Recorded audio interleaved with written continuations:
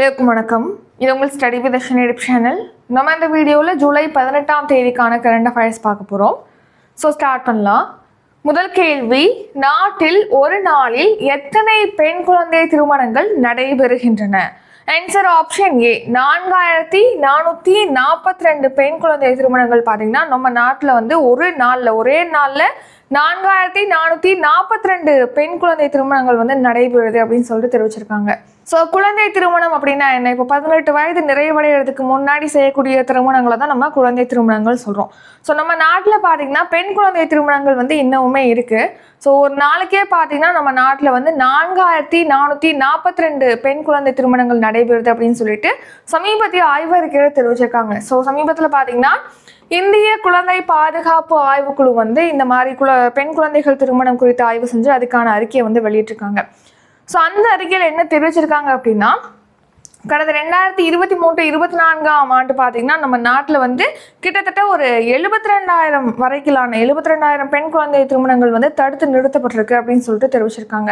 So அதில் பார்த்தீங்கன்னா சட்ட ரீதியில் வந்து 14,137 பெண் குழந்தை திருமணங்கள் வந்து தடுத்து நிறுத்தப்பட்டிருக்கு அப்படின்னு சொல்லிட்டு தெரிவிச்சிருக்காங்க.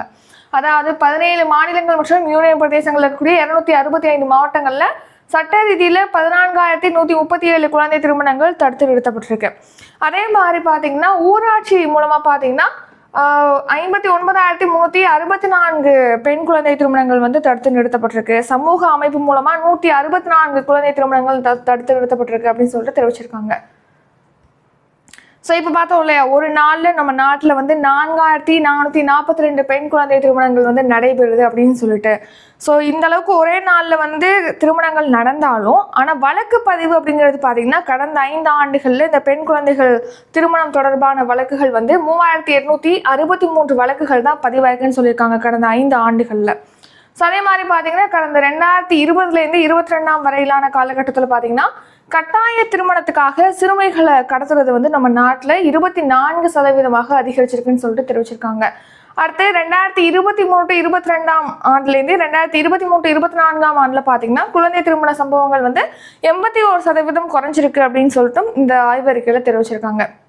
ஸோ இந்த மாதிரி குழந்தை திருமணங்களை நம்ம தடுக்கணும் அப்படின்னா அதுக்கு வந்து இது தொடர்பான வழக்கு பதிவை வந்து நம்ம செய்யணும். அதே மாதிரி குழந்தை திருமணங்களுக்கு யார் காரணமாக இருக்காங்களோ அவங்கள வந்து நம்ம அரெஸ்ட் பண்ணணும், கைது செய்யணும், அவங்களுக்கு தண்டனை கொடுக்கணும் அப்படின்னு சொல்லிட்டு தெரிவிக்கிறாங்க.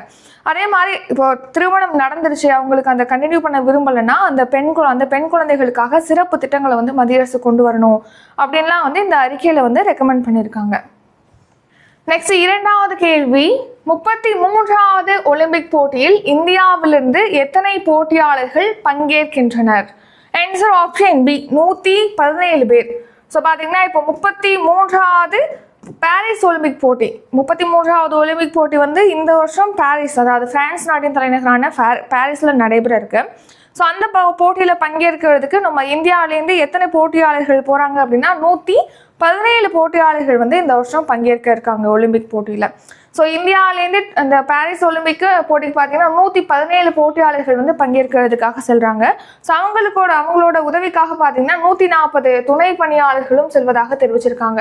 மேலும் இப்போது பங்கேற்கக்கூடிய இந்த 117 பேர் வந்து இப்போ பங்கேற்கிறாங்கன்னு சொல்கிறோம் இல்லையா, ஸோ இவங்களுக்கான தலைவராக, இந்திய குழுவுடைய தலைவராக செஃப் தி மிஷன் அப்படின்னு சொல்லுவாங்க, ககன் நரங் வந்து நியமிக்கப்பட்டிருக்காரு. இது நம்ம ரீசெண்டாகவே கரண்ட் அஃபேர்ஸில் பார்த்துருப்போம். ஸோ இவர் வந்து நம்ம இந்தியாவுடைய முன்னாள் துப்பாக்கி சுடுதல் வீரர். ஸோ இவர் பார்த்தீங்கன்னா லண்டன் ஒலிம்பிக் போட்டியில் துப்பாக்கி சுடுதலில் வந்து வெண்கல பதக்கம் வென்றிருக்காரு. மேலும் இவர் வந்து இந்திய ஒலிம்பிக் சங்கத்துடைய துணைத் தலைவராகவும் இருக்கார். யாரு? ககன் நரங். அடுத்து இப்போ 33வது ஒலிம்பிக் போட்டியை பொறுத்த வரைக்கும் பார்த்தோம்னா இது இப்போது பாரிஸில் நடைபெற இருக்குது, பிரான்ஸ் நாட்டின் பாரிஸில். இதுக்கு முன்னாடி வந்து 32வது ஒலிம்பிக் போட்டி ஜப்பான் நாட்டின் டோக்கியோவில் நடைபெற்றது. அந்த போட்டியில் நம்ம இந்தியா வந்து 7 பதக்கங்கள் வென்றிருக்கோம் அப்படின்னு சொல்லிட்டு பார்த்துருப்போம். ஸோ இந்த 33வது ஒலிம்பிக் போட்டி பார்த்தீங்கன்னா வர ஜூலை 26ஆம் தேதியிலேருந்து ஆகஸ்ட் 11ஆம் தேதி வரைக்கும் 17 நாட்களுக்கு பாரிஸில் நடைபெற இருக்கு. ஸோ மொத்தமாக பார்த்தீங்கன்னா 32 விளையாட்டுகளில் 329 பிரிவுகளில் இந்த ஒலிம்பிக் போட்டிகள் நடத்தப்பட இருக்கு. இதில் பார்த்தீங்கன்னா சுமார் 200 நாடுகளை சேர்ந்த 10,000க்கும் மேற்பட்ட போட்டியாளர்கள் வந்து பங்கேற்க இருக்காங்க இந்த போட்டியில். ஸோ லாஸ்ட்டாக வந்து 2021 டோக்கியோ ஒலிம்பிக் போட்டி நடைபெற்றதுன்னு பார்த்தோம். இந்த ஒலிம்பிக் போட்டி அப்படிங்கிறது 4 ஆண்டுகளுக்கு ஒரு முறை நடத்தப்படுது. ஸோ லாஸ்ட்டாக பார்த்தீங்கன்னா 2020ஆம் ஆண்டு நடைபெற இருந்த போட்டி வந்து கொரோனா காரணமாக 2021ஆம் ஆண்டு நடத்தப்பட்டது டோக்கியோவில். ஸோ இந்த டோக்கியோ ஒலிம்பிக் போட்டியை பொறுத்த வரைக்கும் பார்த்தீங்கன்னா லாஸ்ட் 2023 நடந்த போட்டியில் இந்தியா வந்து அதிகபட்சமாக முதன்முறையாக ஒரு எடிஷனில் வந்து அதிகபட்சமாக 7 பதக்கங்களை இந்தியா வந்து வென்றிருந்தது லாஸ்ட்டாக நடந்த போட்டியில். ஸோ இதில் வந்து தங்கப்பதக்கம் வென்றவர் யார் அப்படின்னா ஈட்டி எறிதல் வீரர் நீரஜ் சோப்ரா. அடுத்து பளுதூக்குதல் வீராங்கனை மீராபாய் சானு மற்றும் ரவிக்குமார் தஹியா, அவர் வந்து மல்யுத்த வீரர். ஸோ இவங்க 2 பேரும் பார்த்தீங்கன்னா வெள்ளிப்பதக்கம் வென்றாங்க. அடுத்து பேட்மிண்டன் வீராங்கனை PV சிந்து வந்து வெண்கல பதக்கம் வென்றாங்க. அடுத்து குத்துச்சண்டை வீராங்கனை லவ்லினா போர்கோஹெனும் வெண்கல பதக்கம். அடுத்து மல்யுத்த வீரரான பஜ்ரங் புனியா வெண்கல பதக்கம் வென்றாங்க. அடுத்து இந்திய ஆடவர் ஹாக்கி அணியும் இந்த டோக்கியோ ஒலிம்பிக் போட்டியில் வந்து வெண்கல பதக்கம் வென்றாங்க. ஸோ 1 தங்கம் 2 வெள்ளி 4 வெண்கலம் சொல்லிட்டு மொத்தமாக 7 பதக்கங்கள் வென்றிருந்தது லாஸ்டாக நடந்த டோக்கியோ ஒலிம்பிக் போட்டியில் இந்தியா. நெக்ஸ்ட் 3வது கேள்வி, சமீபத்தில் சண்டிபுரா வைரஸ் பாதிப்பு எந்த மாநிலத்தில் ஏற்பட்டுள்ளது? ஆன்சர் குஜராத். ஸோ பார்த்தீங்கன்னா இப்போது குஜராத்தில் தான் இந்த சண்டிபுரா வைரஸ் பாதிப்பானது கண்டறியப்பட்டிருக்கு. இந்த சண்டிபுரா வைரஸ் பற்றி பார்த்தோம்னா ஃபஸ்ட்டு இது மகாராஷ்டிரா, இந்தியாவுடைய ஒரு மாநிலமான மகாராஷ்டிரா இருக்கக்கூடிய சண்டிபுரா அப்படிங்கிற கிராமத்தில் தான் ஏற்பட்டது. ஸோ அதனால தான் நம்ம வந்து அதை சண்டிபுரா வைரஸ் பாதிப்பு அப்படின்னு சொல்லிட்டு நம்ம சொல்கிறோம். இந்த சண்டிபுரா பாதிப்பு இப்போ பார்த்தீங்கன்னா குஜராத்தில் பரவிட்டு வருது. முதல்ல வந்து இந்த சண்டிபுரா பாதிப்புங்கிறது 1965ஆம் ஆண்டு மகாராஷ்டிராவின் சண்டிபுரா கிராமத்தில் வந்து கண்டறியப்பட்டது. ஸோ இப்போ ரீசெண்டாக பார்த்தீங்கன்னா குஜராத் மாநிலத்தில் இந்த சண்டிபுரா வைரஸ் பாதிப்பானது பரவிட்டு வருது அப்படின்னு சொல்லிட்டு தெரிவிச்சிருக்காங்க. மேலும் இதனால் அங்கே ஒரு 4 வயது சிறுமி உயிரிழந்திருப்பதாகவும் இப்போ தெரிவிச்சிருக்காங்க. அதனால இப்போ இந்த சண்டிபுரா வைரஸ் பற்றி பார்க்குறோம். ஸோ சண்டிபுரா வெசிகுலோ வைரஸ் அப்படிங்கிறது பார்த்தீங்கன்னா ராப்டோவிரிடே குடும்பத்தை சேர்ந்த ஒரு ஆரண்ய வைரஸ் தான் இந்த சண்டிபுரா வெசிகுலோ வைரஸ் அப்படிங்கிறது. ஸோ இது அதிகமாக பார்த்தீங்கன்னா இந்த சண்டிபுரா வைரஸ் பாதிப்பு அப்படிங்கிறது குழந்தைகளை தான் தாக்கக்கூடியது அப்படின்னு சொல்லிட்டு தெரிவிச்சிருக்காங்க. ஸோ இப்போ கூட பார்த்தோன்னா 4 வயது குழந்தை தான் இந்த பாதிப்புனால உயிரிழந்திருக்குன்னு சொல்லி நம்ம பார்த்துருக்கோம். ஸோ இது எதனால் ஏற்படுது அப்படின்னு கேட்டிங்கன்னா பாதிக்கப்பட்ட கொசுக்கள், உண்ணிக்கள், அப்புறம் மணல் ஈக்கள் மூலமாக பரவுதுன்னு சொல்லியிருக்காங்க. இந்த சண்டிபுரா வைரஸ் பாதிப்பினால் பாதிக்கப்பட்டவங்களுக்கு வந்து உடல் வலி இருக்கும், வயிற்றுப்போக்கு இருக்கும், வாந்தி, அடுத்து கடுமையான மூளை அலர்ஜி ஏற்படும் அப்படின்னு சொல்லிட்டு தெரிவிச்சிருக்காங்க. ஸோ இப்போ இது தொடர்பாக பார்க்கும்போது பார்த்தீங்கன்னா தேசிய வைராலஜி நிறுவனம் எங்கே இருக்குது அப்படின்னா புனேல இருக்குது. மகாராஷ்டிரா மாநிலம் புனேல தான் தேசிய வைராலஜி நிறுவனமானது இருக்கு. 4வது கேள்வி, நாடு முழுவதும் அனைவருக்குமான உயர்தரமான கல்வியை வழங்க மத்திய அரசு தொடங்கிய திட்டம் என்ன? ஆன்சர் PMC திட்டம். ஸோ பார்த்தீங்கன்னா நம்ம நாடு முழுக்க அனைத்து மாணவர்களுக்கும் வந்து உயர்தரமான கல்வியை வழங்குறது, தரமான கல்வியை வழங்குறதுக்காக இந்த PMC அப்படிங்கிற திட்டத்தை வந்து தொடங்கியிருக்கு. ஸோ இந்த PMC திட்டம் பற்றி இப்போ ஏன் பார்க்குறோம் அப்படிங்கிறதுக்கு முன்னாடி இந்த PMC திட்டம்னா என்ன அப்படின்னு சொல்லிட்டு பார்க்கலாம். ஸோ PMC ஸ்கீம், இந்த PMC அப்படிங்கிறதோட ஃபுல் ஃபார்ம் என்ன அப்படின்னா Pradhan Mantri schools for rising India. அதாவது இதை தான் நம்ம ஷார்ட்டாக PM ஸ்ரீ அப்படின்னு சொல்லிட்டு நம்ம சொல்கிறோம். ஸோ தமிழ் விரிவாக்கம் என்ன அப்படின்னா வளரும் இந்தியாவுக்கான பிரதமரின் பள்ளிகள் அப்படிங்கிறது தான் இந்த PMC பள்ளிகள் அப்படிங்கிறத ஃபுல் ஃபார்ம். இப்போது இந்த PMC பள்ளிகள் பார்த்தீங்கன்னா எதுக்காக தொடங்கப்பட்டதுன்னா மாணவர்களுக்கு வந்து தரமான கல்வியை வழங்கணும் அப்படிங்கிறதுக்காக. ஸோ முக்கியமாக பார்த்தீங்கன்னா புதிய கல்விக் கொள்கை 2020 இருக்கு இல்லையா, ஸோ அதோட அம்சங்கள்லாம் வந்து அமல்படுத்தும் வகையில் தான் இந்த PMC பள்ளிகள் திட்டத்தை மத்திய அரசு தொடங்கியிருக்கேன். ஸோ இந்த PMC பள்ளிகள் திட்டத்தின் கீழ் பார்த்தீங்கன்னா மாணவர்களுக்கு வந்து தரமான கல்வி வழங்குறதோட சேர்த்து பார்த்தீங்கன்னா மாணவர்களுக்கு வந்து மகிழ்ச்சிகரமான பள்ளி சூழலை ஏற்படுத்துறது. அதாவது இந்த பள்ளிகளோட உள்கட்டமைப்பை மேம்படுத்தி அதன் மூலமாக அவங்களுக்கு படிக்கிறதுக்கு மகிழ்ச்சிகரமான சூழலை மேம்படுத்துறது. அடுத்து பன்மொழி கல்வி. ஸோ இப்போது நம்ம 2 லாங்குவேஜ் தான் நம்ம ஸ்கூல்லலாம் படிச்சிருப்போம். அது மட்டும் இல்லாமல் பல மொழிகளை அவங்களுக்கு கற்பிக்கிறது. அடுத்து பன்முக திறன் பயிற்சி, அதாவது எக்ஸ்ட்ரா கரிக்குலர் ஆக்டிவிட்டிஸ் வந்து அவங்களுக்கு கொடுக்கறது. ஸோ இதன் மூலமாக இந்த மாதிரி தரமான கல்வியை வந்து மாணவர்களுக்கு வழங்கணும் அப்படிங்கிறதுக்காக தான் இந்த PMC கல்விகள் திட்டமானது, PMC பள்ளிகள் திட்டமானது தொடங்கப்பட்டது. ஸோ இந்த திட்டத்தின் படி பார்த்தீங்கன்னா மத்திய மாநில அரசுகள் சார்பில் வந்து பள்ளிகள் நடத்தப்படுது இல்லையா, அந்த பள்ளிகள் அடுத்து உள்ளாட்சி அமைப்பு பள்ளிகள் இவற்றை வந்து தரம் உயர்த்தி PMC பள்ளிகளாக உருவாக்குறதுக்கு வந்து மத்திய அரசு முடிவு பண்ணியிருக்காங்க. ஸோ இதன்படி பார்த்தீங்கன்னா கடந்த 2022ஆம் ஆண்டு செப்டம்பர் மாதம் வந்து 27,360 கோடியில் 14,500 பள்ளிகளை வந்து PMC பள்ளிகளாக மேம்படுத்துவதற்காக வந்து மத்திய அமைச்சரவையில் ஒப்புதல் வழங்கியிருப்பாங்க. ஸோ இந்த நிதி பார்த்தீங்கன்னா அடுத்த 5 ஆண்டுகளுக்கு செயல்படுத்துறதுக்காக 5 ஆண்டுகள் பயன்படுத்துறதுக்காக ஒதுக்கீடு செஞ்சு மத்திய அமைச்சரவையில் ஒப்புதல் வழங்கியிருப்பாங்க. ஸோ இந்த பிஎம்சி செயல்படுத்தப்படுறாங்களே அந்த திட்டம், இந்த பிஎம்சி திட்டத்துக்கு பார்த்தீங்கன்னா மத்திய அரசு வந்து 60% நிதி பங்களிப்பு அளிக்கும். 60% நிதியை வந்து மத்திய அரசு வழங்கும், 40% வந்து மாநில அரசால் வழங்கப்படுகிறது. ஸோ முக்கியமாக இந்த தேசிய கல்விக் கொள்கையோடைய அம்சங்களை வந்து அமல்படுத்தும் வகையில் தான் இந்த திட்டமானது தொடங்கப்பட்டது. இப்போ எதுக்காக இந்த பிஎம்சி பள்ளிகள் திட்டம் பற்றி நம்ம பார்க்குறோம் அப்படின்னா, இந்த பிஎம்சி பள்ளிகள் திட்டத்தின் கீழ் பார்த்தீங்கன்னா இன்னும் ஒரு சில மாநிலங்கள் இணையல, அதில் நம்ம தமிழ்நாடும் ஒன்று.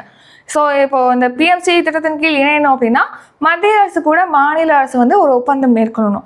ஸோ இந்த ஒப்பந்தத்தை நம்ம தமிழ்நாடு இப்போ வரைக்கும் பண்ண கிடையாது. முக்கியமாக இது வந்து தேசிய கல்விக் கொள்கையை அமல்படுத்தக்கூடிய மாநிலங்களில் தான் இந்த பிஎம்சி பள்ளிகள் திட்டமானது செயல்படுத்தப்படும். அது ஒரு முக்கியமான விஷயம். ஸோ இப்போ தமிழகம் வந்து இந்த திட்டத்தில் இணையாததுனால, இந்த பிஎம்சி கல்வி திட்டத்தின் கீழ் இணையாததுனால தமிழகத்துக்கு பார்த்தீங்கன்னா 2000 கோடியை வந்து மத்திய அரசு நிறுத்தி வச்சிருக்குன்னு சொல்லியிருக்காங்க. அதாவது சமக்கிர சிக்ஷா திட்டத்தின் கீழ் வழங்கப்படக்கூடிய 2000 கோடியை வந்து மத்திய அரசு நிறுத்தி வச்சிருக்கு அப்படின்னு சொல்லிட்டு தெரிவிச்சிருக்காங்க. ஸோ சமக்கிர சிக்ஷா திட்டம் பற்றி கூட சமீபத்தில் பார்த்தீங்கன்னா நடந்த குரூப் 4 எக்ஸாம்லேயே ஒரு கொஸ்டின் கேட்டிருப்பாங்க. அதையும் நம்ம வந்து யூடியூப் சேனலில் பார்த்துருப்போம். ஸோ இந்த சமக்கிர சிக்ஷா திட்டம் அப்படிங்கிறது ஒருங்கிணைந்த பள்ளி கல்வி திட்டம். ஸோ இந்த திட்டத்தின் கீழ் வழங்கக்கூடிய மத்திய அரசு வழங்கக்கூடிய நிதி மூலமாக தான் ஆசிரியர்களுக்கு பயிற்சி அளிக்கப்படுது, பகுதி நேர ஆசிரியர்களுக்கு வந்து சம்பளம் வழங்கப்படுது, அரசு பள்ளிகளுடைய உள்கட்டமைப்புகள் வந்து மேம்படுத்தப்படுது. இப்போ வந்து அதை நிறுத்தி வச்சிருக்காங்க. இந்த பிஎம்சி பள்ளிகள் திட்டத்தின் கீழ் தமிழக அரசு இணையாதனால நிறுத்தி வச்சிருக்காங்க மத்திய அரசு அப்படின்னு சொல்லிட்டு தெரிவிச்சிருக்காங்க. அடுத்த 5வது கேள்வி, உலக ஜூனியர் ஸ்குவாஷ் சாம்பியன்ஷிப் போட்டியில் பதக்கம் வென்ற 2வது இந்தியர் யார்? ஆன்சர் சௌரிய பவா. சௌரிய பவா தான் இப்போ நடைபெற்ற அமெரிக்காவில் நடைபெற்ற உலக ஜூனியர் ஸ்குவாஷ் சாம்பியன்ஷிப் போட்டியில் சாம்பியனாக இருக்காரு. இந்த போட்டியில் சாம்பியனான 2வது இந்தியர் வந்து சௌரிய பவா. ஸோ முதல் இந்தியர் யார் அப்படின்னா குஷ்குமார். ஸோ இவர் வந்து தமிழகத்தை சேர்ந்தவர், தமிழ்நாட்டை சேர்ந்த ஸ்குவாஷ் வீரர் தான் குஷ்குமார். ஸோ இவர் பார்த்தீங்கன்னா இந்த உலக ஜூனியர் ஸ்குவாஷ் சாம்பியன்ஷிப் போட்டியில் 2014ஆம் ஆண்டு பதக்கம் வென்றிருப்பார். ஸோ இந்த உலக ஜூனியர் ஸ்குவாஷ் போட்டியில் சாம்பியனான முதல் இந்தியர் வந்து குஷ்குமார். இப்போ 2வது இந்தியர் அப்படிங்கிற பெருமையை வந்து சௌரிய பவா பெற்றிருக்காரு. ஸோ அமெரிக்காவின் ஹூஸ்டன் நகரத்தில் இந்த வருஷம் உலக ஜூனியர் ஸ்குவாஷ் சாம்பியன்ஷிப் போட்டி நடைபெற்றது. இந்த போட்டியில் பார்த்தீங்கன்னா இந்த சௌரிய பவா வந்து வெண்கல பதக்கம் வென்றிருக்காரு. அடுத்தது 6வது கேள்வி, 2024-25 நிதியாண்டில் இந்தியாவின் பொருளாதார வளர்ச்சி 10% இருக்கும் என IMF கணித்துள்ளது. ஆன்சர் 7%. IMF அப்படின்னா என்ன? இன்டர்நேஷனல் மானிட்டரி ஃபண்ட், அதாவது சர்வதேச நாணய நிதியம். ஸோ பார்த்தீங்கன்னா இந்த மாதிரி உலக வங்கி, ஆசிய வங்கி, அடுத்து IMF இதெல்லாம் பார்த்தீங்கன்னா நம்ம நாடுகளுடைய வளர்ச்சி எந்த அளவுக்கு இருக்கும், ஜிடிபி growth வந்து இந்த வருஷம் எவ்வளோ இருக்கும் அப்படின்னு சொல்லிட்டு மதிப்பிடுவாங்க, அதாவது கணிச்சு சொல்லுவாங்க. அந்த மாதிரி IMF பார்த்தீங்கன்னா இந்த நிதியாண்டு 2024-25 நிதியாண்டில் நம்ம இந்தியாவுடைய வளர்ச்சி, ஜிடிபி வளர்ச்சியானது 7% இருக்கும் அப்படின்னு சொல்லிட்டு கணிச்சிருக்கு. ஸோ 2024-25 நிதியாண்டில் இந்தியாவுடைய பொருளாதார வளர்ச்சியானது 6.8% இருக்கும் அப்படின்னு சொல்லிட்டு முன்னாடி IMF கணிச்சிருந்தது. இப்போ அதை இன்க்ரீஸ் பண்ணியிருக்காங்க, 7% அது உயரும் அப்படின்னு சொல்லிட்டு அந்த கணிப்பை வந்து IMF இப்போ உயர்த்திருக்கு. மேலும் உலக பொருளாதார வளர்ச்சி, இப்போ பார்த்தது இந்தியாவுடைய வளர்ச்சி, உலக பொருளாதார வளர்ச்சி வந்து இந்த நிதியாண்டில் 3.2% இருக்கும் அப்படின்னு சொல்லிட்டு IMF வந்து கணிச்சிருக்கு. இப்போ ஜிடிபி, அதாவது கிராஸ் டொமஸ்டிக் ப்ராடக்ட், அதாவது மொத்த உள்நாட்டு உற்பத்தி அப்படின்னா என்னன்னா, ஒரு குறிப்பிட்ட காலத்துல ஒரு நாட்டுல உற்பத்தி செய்யப்படக்கூடிய அனைத்து பொருட்கள் மற்றும் அதோடைய பணிகளுடைய சந்தை மதிப்பை தான் நம்ம என்ன சொல்றோம், இந்த மொத்த உள்நாட்டு உற்பத்தி அப்படின்னு சொல்லிட்டு நம்ம சொல்றோம். அடுத்து IMF பத்தி பார்க்கலாம். IMF அப்படிங்கிறதோட ஃபுல் ஃபார்ம் வந்து இன்டர்நேஷனல் மானிட்டரி ஃபண்ட், அதாவது சர்வதேச நாணய நிதியம். இது எப்போ தொடங்கப்பட்டது அப்படின்னா 1945ஆம் ஆண்டு டிசம்பர் 27 தொடங்கப்பட்டிருக்கு. இதோட ஹெட் குவார்ட்டர் வந்து அமெரிக்காவின் வாஷிங்டன் டிசியில் இருக்கு. இதோடைய மேனேஜிங் டைரக்டர், அதாவது MD-ஆக இருப்பவங்க யார் அப்படின்னா கிறிஸ்டலினா ஜார்ஜிவா. 7வது கேள்வி, எந்த மாநிலம் முதலமைச்சர் இளைஞர் வேலை பயிற்சி திட்டத்தை தொடங்கி உள்ளது? ஆன்சர் மகாராஷ்டிரா. ஸோ பார்த்தீங்கன்னா மகாராஷ்டிரா மாநிலம் வந்து இப்போ முதலமைச்சர் இளைஞர் வேலை பயிற்சி திட்டத்தை வந்து தொடங்கியிருக்கு. ஸோ நம்ம தமிழ்நாட்டில் வந்து நான் முதல்வன் திட்டம் கடந்த 2022ஆம் ஆண்டு மார்ச் மாதம் வந்து இளைஞர்களுக்கு பயிற்சி வழங்கி அதன் மூலமாக அவங்க வேலை பெறுவதற்காக தொடங்கியிருந்தாங்க நான் முதல்வன் திட்டம். ஸோ அதே மாதிரி சிமிலர் தான் இதுவும். ஸோ முக்கியமந்திரி யுவ காரிய பிரஷிக்ஷன் யோஜனா, ஸோ இந்த திட்டமானது இப்போ மகாராஷ்டிராவில் தொடங்கப்பட்டது. தமிழில் பார்த்தோம்னா முதலமைச்சர் இளைஞர் வேலை பயிற்சி திட்டம். ஸோ இந்த திட்டத்தின் கீழ் பார்த்தீங்கன்னா மகாராஷ்டிரா மாநிலத்தில் வந்து 12ஆம் வகுப்புலேருந்து போஸ்ட் கிராஜுவேட் முடிச்சவங்க வரைக்கும் பார்த்தீங்கன்னா இன்டர்ன்ஷிப் வழங்கப்படும் சொல்லியிருக்காங்க. 6 மாதம் வந்து இன்டர்ன்ஷிப் மூலமாக அவங்க வந்து ஏதேனும் ஒரு நிறுவனங்களில் வேலைக்கு பணியமர்த்தப்பட்டு அவங்களுக்கு சம்பளத்தோடு வழங்கப்படும் சொல்லியிருக்காங்க. இதன் மூலமாக அவங்க வேலையில் பயிற்றது மூலமாக ப்ராக்டிக்கலாக அவங்க ஒர்க் எப்படி பண்ணலாம் அப்படிங்கிறத அவங்க தெரிஞ்சுக்க முடியும். இது ஒரு பயிற்சி அளித்த மாதிரி இருக்கும். மேலும் அந்த 6 மாத காலத்துக்கு ஒவ்வொரு மாதமும் அவங்களுக்கு சம்பளம் வழங்கப்படும் அப்படின்னும் தெரிவிச்சிருக்காங்க. ஸோ அதன்படி 12th பாஸ் ஆனவங்களுக்கு பார்த்தீங்கன்னா 6000 ரூபாய் வந்து ஒரு மாதத்துக்கு வழங்கப்படும் சொல்லியிருக்காங்க. ITI டிப்ளமா முடிச்சவங்களுக்கு வந்து 8000 ரூபாய் வழங்கப்படும் சொல்லியிருக்காங்க. டிகிரி அல்லது போஸ்ட் கிராஜுவேஷனோ முடிச்சவங்களுக்கு வந்து 10,000 ரூபாய் வந்து மாதந்தோறும் வழங்கப்படும் சொல்லியிருக்காங்க இந்த திட்டத்தின் கீழ் இணையக்கூடிய இளைஞர்களுக்கு. ஸோ இந்த திட்டத்துக்காக பார்த்தீங்கன்னா மகாராஷ்டிரா மாநில அரசு வந்து 5500 கோடியை ஒதுக்கீடு செஞ்சிருக்கு. இந்த திட்டத்தின் கீழ் 18லேருந்து 35 வயதுக்குட்பட்ட இளைஞர்கள் வந்து விண்ணப்பிச்சு பயன்பெறலாம்னு சொல்லிட்டு தெரிவிச்சிருக்காங்க. நெக்ஸ்ட் 8வது கேள்வி, கருணாநிதி எத்தனை முறை தமிழக முதல்வராக இருந்துள்ளார்? ஆன்சர் 5 முறை. ஸோ தமிழ்நாட்டுடைய முன்னாள் முதலமைச்சர் தான் கருணாநிதி அவர்கள். ஸோ இவர் வந்து தமிழகத்துடைய முதலமைச்சராக எத்தனை முறை இருந்திருக்காரு அப்படின்னா 5 முறை இருந்திருக்காரு. ஸோ முதலமைச்சர் மு கருணாநிதி அவர்கள் ஸோ இந்த வருஷம் அதாவது லாஸ்ட் வருஷம் பார்த்தீங்கன்னா June 3 வந்து அவருடைய நூற்றாண்டு விழாவானது கொண்டாடப்பட்டு வருது. கலைஞர் நூற்றாண்டு விழாவானது லாஸ்ட் இயர் June 3 இப்போ கொண்டாடிட்டு வராங்க அப்படின்னு சொல்லிட்டு நம்ம பார்த்துருப்போம். ஸோ அவருடைய நூற்றாண்டு பிறந்த நாளை ஒட்டி பார்த்தீங்கன்னா நினைவு நாணயம் வெளியிடுறதுக்கு இப்போ மத்திய அரசு வந்து அனுமதி வழங்கியிருக்காங்க. ஸோ 100 ரூபாய் நினைவு நாணயம், கருணாநிதி அவர்களுடைய 100 ரூபாய் நினைவு நாணயம் வெளியிடுறதுக்கு இப்போ மத்திய அரசு வந்து அனுமதி வழங்கியிருக்காங்க. கருணாநிதி அவர்கள் பற்றி பார்த்தோம்னா இவர் 5 முறை வந்து நம்ம தமிழ்நாட்டுடைய முதலமைச்சராக இருந்திருக்காரு. 13 முறை வந்து சட்டப்பேரவை மற்றும் மேலவை உறுப்பினராக இருந்திருக்காரு. ஸோ இப்போ அவருடைய நினைவு நாணயம் பார்த்தீங்கன்னா அதோட விலை வந்து 2500 ரூபாய் அப்படின்னு சொல்லிட்டு தெரிவிச்சிருக்காங்க. வெள்ளியும் தாமிரமும் கலந்து செய்யப்பட்டிருக்கு. 9வது கேள்வி, தமிழகத்தில் எத்தனை வயதுக்கு மேற்பட்ட அனைவருக்கும் புற்றுநோய் பரிசோதனை திட்டத்தை அரசு செயல்படுத்தி வருகிறது? Answer option C 30. ஸோ தமிழகத்தில் பார்த்தீங்கன்னா 30 வயதுக்கு மேற்பட்ட அனைவருக்கும் வந்து புற்றுநோய் பரிசோதனை அவங்களுக்கு இருக்கா அப்படிங்கிறத தெரிஞ்சுக்கொள்ளும் வகையில் பரிசோதனை செய்வதற்கான திட்டத்தை வந்து செயல்படுத்திட்டு வருது தமிழக அரசு. கவனிங்க, இப்போது நம்ம தமிழ்நாட்டில் பார்த்தீங்கன்னா இந்த மாதிரி நிறைய புற்றுநோய் இருக்குல்ல, கருப்பை வாய் புற்றுநோய், மார்பக புற்றுநோய், வாய் புற்றுநோய், இந்த மாதிரி பல வகை புற்றுநோய்கள் இருக்குது. ஸோ அந்த புற்றுநோய் பாதிப்புகள் வந்து யாருக்கெல்லாம் இருக்குது அப்படிங்கிறத வந்து பரிசோதனை செஞ்சு கண்டறிவதற்காக ஒரு திட்டம் வந்து செயல்படுத்தப்பட்டு வருது. அதாவது 30 வயது மேற்பட்டவங்களுக்கு 30 வயதுக்கு மேற்பட்ட அனைவருக்குமே புற்றுநோய் பரிசோதனை திட்டமானது தமிழகத்தில் செயல்படுத்தப்பட்டு வருது. முதல் கட்டமாக இந்த திட்டம் வந்து ஒரு 4 மாவட்டங்களில் செயல்படுத்துகிறாங்க. அது என்ன மாவட்டங்கள் அப்படின்னா ஈரோடு, ராணிப்பேட்டை, கன்னியாகுமரி, திருப்பத்தூர், இந்த மாவட்டங்களில் தான் வந்து மேற்கொள்ளப்படுது. இது நம்ம ஏற்கனவே கரண்ட் அஃபேர்ஸில் பார்த்துருப்போம். ஸோ பார்த்தீங்கன்னா இப்போது தொழிற்சாலை சாயப்பட்டறைகள்லாம் வந்து அதிகமாக இருக்கக்கூடிய இடங்களில் தான் வந்து இந்த மாதிரி மக்களுக்கு வந்து அதிகமாக புற்றுநோய் பாதிப்புகள் ஏற்படுது அப்படின்னு சொல்லிட்டு தான் இந்த மாதிரியான ஒரு ஸ்கீமை வந்து தமிழக அரசு தொடங்கியிருக்கு. ஸோ இந்த திட்டத்தின்படி பார்த்தீங்கன்னா இந்த 4 மாவட்டங்களில் பரிசோதனை செஞ்சதில் வந்து ஒரு 49% பேருக்கு பார்த்தீங்கன்னா பாதிப்பு இருப்பதாக தெரிய வந்திருக்கு. அறிகுறிகள் தென்படுது, அவங்களுக்கு உறுதி செய்யப்படல, அறிகுறிகள் தென்படுது. ஆனால் அவங்க வந்து எகைன் அதை பரிசோதித்து அதை வந்து உறுதி செய்கிறதுக்கு யாருமே வந்து வர்றதில்ல, அது தயங்குறாங்க அப்படின்னு சொல்லிட்டு இப்போ தெரிவிச்சிருக்காங்க. கருப்பை வாய் புற்றுநோய் இருக்கக்கூடிய 49% பேர் வந்து அந்த பாதிப்பு தன்மையை வந்து உறுதி செய்வதற்கு விரும்பலை அப்படின்னு சொல்லிட்டு தெரிவிச்சிருக்காங்க. அடுத்த 10வது கேள்வி, சர்வதேச நெல்சன் மண்டேலா தினம் எந்த நாளில் அனுசரிக்கப்படுகிறது? ஆன்சர் ஜூலை 18ஆம் தேதி. ஸோ இன்றைய தினமான ஜூலை 18ஆம் தேதி தான் சர்வதேச நெல்சன் மண்டேலா தினமானது அனுசரிக்கப்படுகிறது. நெல்சன் மண்டேலா பற்றி நம்ம அதிகமாக பார்த்துருப்போம், கேள்விப்பட்டிருப்போம், எல்லாருமே கேள்விப்பட்டிருப்போம். நெல்சன் மண்டேலா என்பவர் வந்து தென்னாப்பிரிக்காவை சேர்ந்த ஒரு மிகப்பெரிய தலைவர் தான் நெல்சன் மண்டேலா. ஸோ இவர் பார்த்தீங்கன்னா அந்த நாட்டில் வந்து நிறவெறிக்கு எதிராக வந்து அவர் போராடி இருக்காரு. ஸோ அவர் போராடி பார்த்தீங்கன்னா அவர் இதன் காரணமாக 27 வருடங்கள் வந்து சிறையிலையும் வந்து அவர் அடைக்கப்பட்டிருக்காரு அப்படின்னு சொல்லி நம்ம எல்லாருக்குமே தெரியும். ஸோ இவர் பார்த்தீங்கன்னா சிறையிலேருந்து வெளிவந்த அடுத்த வருஷம் வந்து தென்னாப்பிரிக்காவுடைய அதிபராக அவர் பொறுப்பேற்றார். இவர் தான் தென்னாப்பிரிக்காவுடைய முதல் கருப்பின அதிபர். இவர் 1994லேருந்து 1999ஆம் ஆண்டு வரைக்கும் அந்த நாட்டுடைய அதிபராக இருந்திருக்காரு. ஸோ இந்த நெல்சன் மண்டேலா தினம் அப்படிங்கிறது பார்த்தீங்கன்னா அவரை கௌரவிக்கும் வகையில், அவர் நிறவெறிக்கு எதிராக போராடியதை வந்து போற்றும் வகையில் தான் இந்த தினமானது அவருடைய பெயரில் ஜூலை 18ஆம் தேதி அனுசரிக்கப்படுகிறது. ஸோ இது வந்து ஐநா தான் அறிவிச்சது. முதல் தினம் எப்போ அனுசரிக்கப்பட்டது அப்படின்னா 2010ஆம் ஆண்டு ஜூலை 18ஆம் தேதி.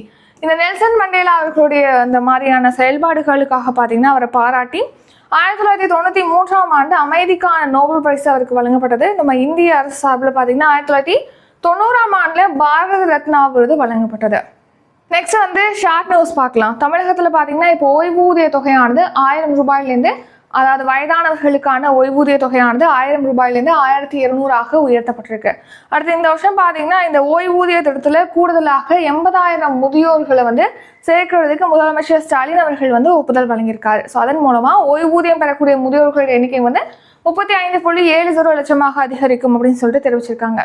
அடுத்து பார்த்தீங்கன்னா இப்போ கர்நாடக மாநிலத்தில் வந்து தனியார் வேலை வாய்ப்பில் 100% வந்து கன்னடம் பேசுகிறாங்களே, அதாவது கன்னடர்களுக்கு வந்து 100% இடஒதுக்கீடு வழங்குவதற்காக அதை கட்டாயப்படுத்தி ஒரு மசோதா வந்து நிறைவேற்றப்பட்டது. அந்த மசோதாவை பார்த்தீங்கன்னா இப்போ தற்காலிகமாக நிறுத்தி வைப்பதாக அந்த மாநிலத்துடைய முதலமைச்சரான சித்தராமையா அவர்கள் வந்து அறிவிச்சிருக்காங்க. அடுத்து பெருநகர சென்னை மாநகராட்சியுடைய 74வது ஆணையராக ஜே குமரகுருபரன் வந்து நியமிக்கப்பட்டிருக்காரு. இதுக்கு முன்னாடி இந்த பொறுப்பில் இருந்தவர் ஜே ராதாகிருஷ்ணன். இவர் பார்த்தீங்கன்னா இப்போ கூட்டுறவுத்துறை செயலராக அவர் பணி மாற்றம் செய்யப்பட்டிருக்காரு. இந்த குமரகுருபரன் அவர்கள் பற்றி பார்த்தோன்னா இவர் 2003ஆம் ஆண்டு குடிமைப்பணி தேர்வில் தேர்ச்சி பெற்று தமிழ்நாடு பிரிவு IAS அதிகாரியாக பொறுப்பேற்றிருக்காரு. நெக்ஸ்ட் ரிவிஷன் பார்க்கலாம். முதல் கேள்வி, நாட்டில் ஒரு நாளில் எத்தனை பெண் குழந்தை திருமணங்கள் நடைபெறுகின்றன? ஆன்சர் 4442. இரண்டாவது கேள்வி, 33வது ஒலிம்பிக் போட்டியில் இந்தியாவிலிருந்து எத்தனை போட்டியாளர்கள் பங்கேற்கின்றனர்? ஆன்சர் ஆப்ஷன் பி 117 பேர்.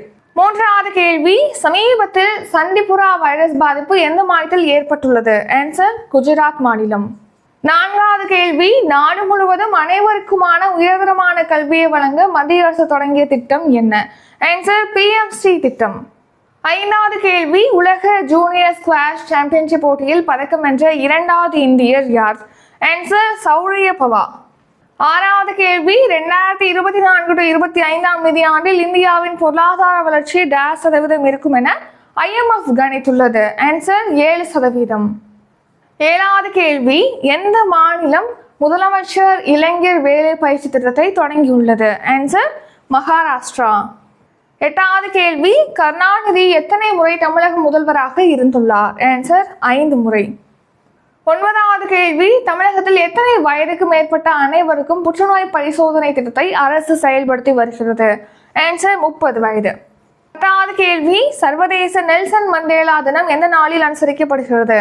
ஆன்சர் ஜூலை 18ஆம் தேதி. இத்துடன் இன்றைக்கான கரண்ட் அஃபேர்ஸ் வீடியோ நிறைவடைகிறது.